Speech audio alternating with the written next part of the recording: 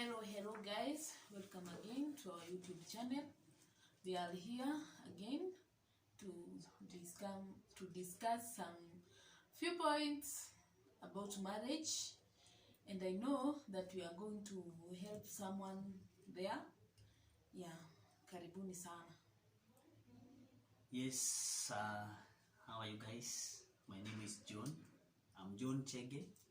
I'm married to one beautiful wife, the most beautiful woman in the planet Earth. And I believe even when I go to heaven and I'm asked whether I want to change, I'll definitely stick with her because she's the best option I've ever made. Yeah.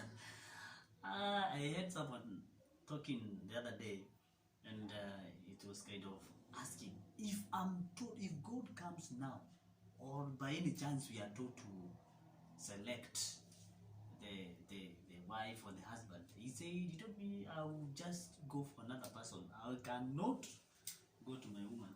I cannot select my wife. But for me today, I want to assure everyone, want to assure you, if you are told, if you are asked now to go back and select, if you want a fresh, you go and do it. I will stick to you. I stick by you because you're the most beautiful and you're sweet, you're good. Thank you. I love you so much. I love you too. Now, this is my wife. I want to give her this opportunity at least to say hi to you. Welcome. Hi guys, once again. Yeah, my name is Grace Chege. Chege is my husband, the most handsome guy that I have ever met. Yeah, and he makes me happy, so I can never leave him. Now guys, welcome again. Yes, so feel most welcome in this discussion. Today we want to do a bit of marriage. We want to discuss about marriage. So we are meant to grow each other, to encourage one another, because no one is perfect, but we learn every day. So you are not the way you were yesterday. At least you've learned something, and today you have changed. Tomorrow you'll not be the same. So to begin with, I want to ask you, what is marriage to you? What do you understand by this term, marriage? What is marriage? Okay, marriage for me, I can say marriage, that marriage is a beautiful thing, in fact. And before, marriage was authored by God. God himself authored the marriage, for he says that a man will leave his father and his mother to come and unite with the woman of his choice, and by then they'll make a family. That's what it's called, marriage. For God created Adam. God created the universe. He created all the animals. He created the seas and the oceans and everything. Name them. But again, akaona that this man who is called Adam is not happy. Na God akaona for him to be happy, he has to create a woman, and that's why we are called woman, because we came from a man's rib. Yeah, so God himself authored marriage. Okay, that's very fine. So as you can hear that God is the author, is the establisher of marriage. So marriage is something that is good. It's a beautiful thing, because even God himself saw that the man was so lonely, he was not happy, he was bored, and therefore he decided, now let make a man, let make someone, let make a helper, at least this guy to cheer up. I don't want to see him maneuvering and loitering around, being sad, lonely. So we need to do something to this guy. We cannot. Okay, there is animal, kite categories, but he's still not happy. So marriage is a beautiful thing. It's important, as you've heard. Now, you hear people out there saying that this thing is so difficult. It is stressful. Marriage stressful. That they wish they never married. And to some extent, you find that someone in marriage is regretting. Others are saying, I am here because of the kids. Were it not for the kids, if I didn't have the kids, I bet you I would not be in this marriage. So people out there are suffering, they are talking of ill, negative, even they're making those people who are not yet married to fear marriage. Because they think that when you get to marriage, it is the worst thing that you can ever do. So to you, does marriage work? Okay, for me, marriage works. And how does marriage work? Marriage work according to how you are going to behave yourself, according to how you are going to do things in your marriage. Now, let's begin with what are you supposed to do in order for your marriage to work? For ladies, you have to submit to your men, to your partner, that is the man. You have to submit. For in the Bible it says that a man is to love and a woman is to submit. So for guys, let us love our woman, and for the ladies, let us submit to them. And again, for ladies, let us respect our husbands. Hakuna kitu mwanaume upenda like respect. Ukimrespect, wallahi, I assure you that he is going to love you. And this is unconditionally. Yeah. So as you can hear, so if you're out there and you're fearing to get into this stage, don't fear. It works. It is the best thing that you can ever do if you're prepared. If you take it in the right perspective, in the direction. This is something that you can enjoy very much. People out there, they are enjoying. You have seen them. And people are enjoying. We are here. We are enjoying, don't you? So don't focus on the negatives only. You know, the problem with people is they only look at the negatives, but they very few who look to the positive. We have the various couples out there who are doing very well. They are doing very well, but you know, people will not go to look at what they are doing. People tend to look much and concentrate much on the negatives. So as you have heard, marriage work. In fact, kwetu, it's like it's a continuation of our honeymoon. Ni venye tu we are not outside there. Now we are doing it in the house, but it's like to our honeymoon. Yeah. So it's very sweet. Yes, it's nice. It's nice. Now, babe, you see, ladies, what are the do's? What do ladies like in men?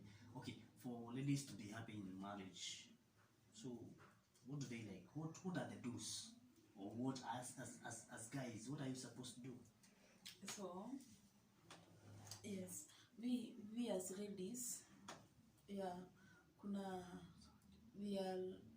we almost have similar things that we like our men to do for us. And I will start with this one, that ladies like to be surprises. Men, you need to surprise your woman each and every time. Unamletea at least kitu kidogo, you take una surprise ni kitu unaletea mtu bila kujua. Or una plan kumpeleka mahali but ajui, you just surprise her and it's a good thing, si kitu kibaya. Unajua kuna surprise baya na kuna surprise poa. A good surprise ni ile yenye unajua yes itamfurahisha. Again, kuna gifts. Ladies, we like gifts. Tunapenda kuletewa vitu. Like for men, ukikaa na your partner, utajua my partner likes this and this and this. So nitakuwa namletea like this time loud namletea hii, next time loud namletea hii, and by then you mtakuwa ni like mnalimia upendo. Mnalimia upendo.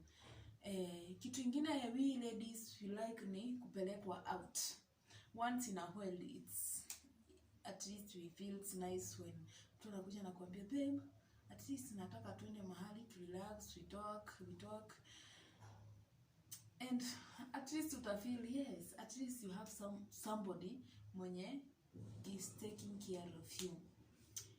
We need mtu mwenye ana kumake feel like you have all the security with you.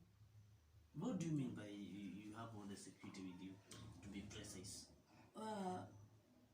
By meaning that you have all the security, ni mtu mwenye like he is taking care of you.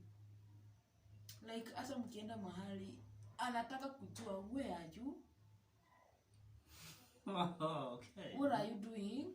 Or are you okay? Who are you with? Are you really okay? Yes, who are you with? Lakini si yule mwenye tena ako overprotective. Like hata akikukuta na like with the opposite gender anaanza kukufikiria no. Si hivyo. Si like umeenda nje, imefika saa ngapi, hata akupigia kuulize, "Hey, love, where are you?" Tunapenda mtu mwenye at least anakuuliza, "Babe, where are you? What are you doing? Why are you late?" But si ile ya ubaya, ile too peaceful. At least you feel like you have all the security and care. Yeah. And I think love utatuambia what do men like from a lady. So as you can hear from her, ladies, you said number 1 they like supplies. Number 2 they like outings. Yeah, outing. They like gifts. They like gifts. They like security. Like to feel secured. Okay, no, but you said not to overprotect. Not overprotective. Yeah. Okay, that's nice. Anything else that does?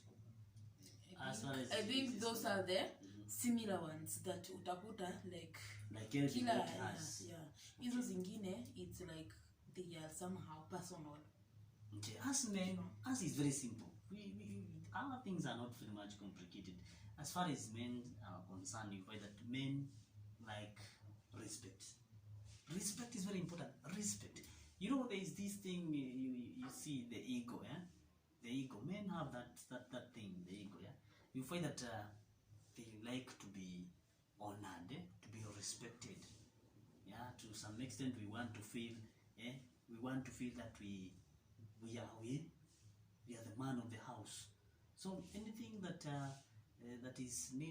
need to be done, at least we like it when we are involved. You know, babe, I want to do A, B, C, D. Okay, fine. Even if we may not do anything, even if we may not have anything to do or to participate, but to feel that anyway, I'm the man of the house, I'm appreciated. So respect is very important as far as men are concerned, and unity to man. Number 2, we like people. You know, there are some ladies out there. You find they cannot keep secret. Things that are, things that are meant to be in your home. Everything, yeah. You find that now there are some of ladies now out there rumor mongering, of course, about their husband. So that thing doesn't sound very much good.